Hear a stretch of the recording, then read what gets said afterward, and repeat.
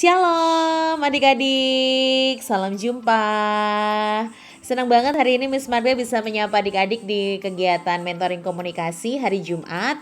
Dan adik-adik, hari ini khusus Miss Magda ingin mengingatkan lagi kepada adik-adik tentang merebaknya atau makin luasnya, makin banyaknya sahabat atau saudara kita yang terinfeksi virus corona.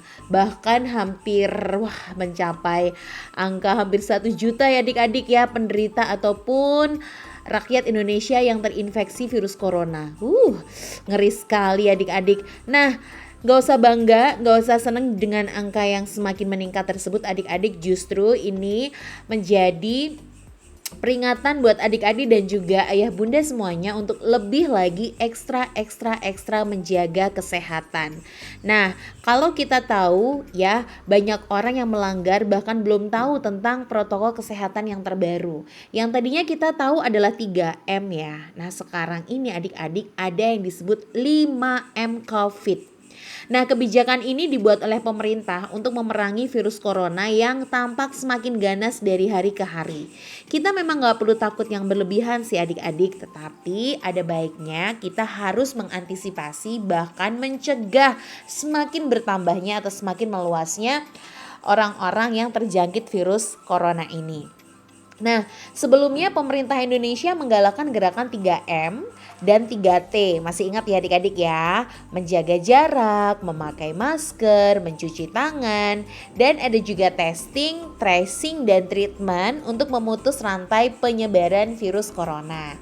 Nah, peran pemerintah adalah menggalakkan tadi yang disebut dengan 3T, sedangkan 3M merupakan peran dari masyarakat.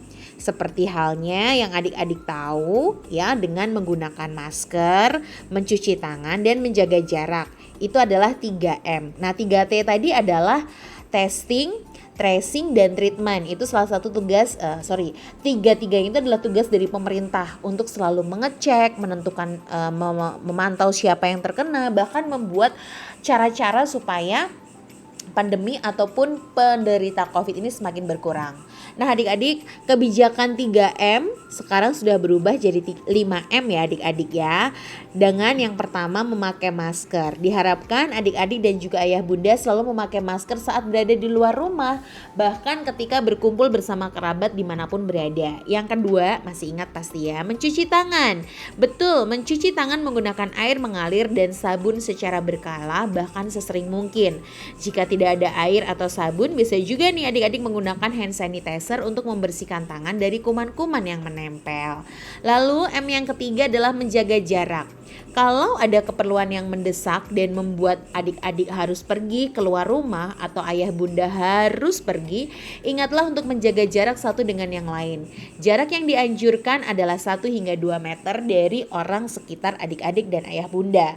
Nah, M yang keempat adalah menjauhi kerumunan. Nah, kalau diminta untuk menjauhi kerumunan saat berada di luar rumah, kita harus taat nih. Ingat, semakin banyak dan semakin sering kita bertemu dengan orang-orang, kemungkinan terinfeksi corona bisa makin tinggi. Lalu M yang kelima adalah mengurangi mobilitas. Nah, kalau tidak ada keperluan yang mendesak, sebaiknya atau wajib ya tetap ada di rumah. Meski sehat dan tidak ada gejala penyakit, belum tentu loh nanti sepulang kita ke rumah itu dalam keadaan yang masih sama. Selalu ingat, virus corona bisa menyebar dan menginfeksi seseorang dengan begitu cepat. Yuk adik-adik dan ayah bunda, kita dukung program pemerintah yang menetapkan 5M ini untuk membantu mencegah penularan dan penyebaran virus corona di Indonesia. Ini berlaku untuk semua kalangan kok, tidak hanya mereka yang lansia, bahkan untuk anak yang di bawah maksudnya di bawah 2 tahun pun tetap ya sebaiknya mereka menggunakan face shield atau masker untuk anak-anak demi pengamanan, demi kebaikan bersama. Oke. Nah, kali ini podcast ataupun materi komunikasi di hari ini Miss Magda gunakan benar-benar untuk mengingatkan adik-adik dan ayah bunda untuk mentaati 5M. Oke. 5M Miss Magda ulang. Memakai masker, mencuci tangan, menjaga jarak, menjauhi kerumunan, dan mengurangi mobilitas atau mengurangi bepergian dan ketemu banyak orang.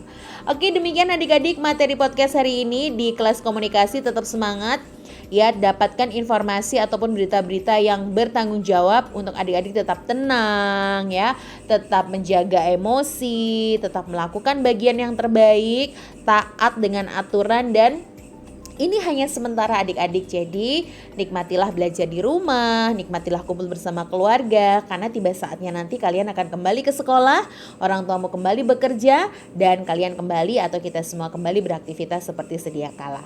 Terima kasih, Tuhan Yesus memberkati. Sampai jumpa.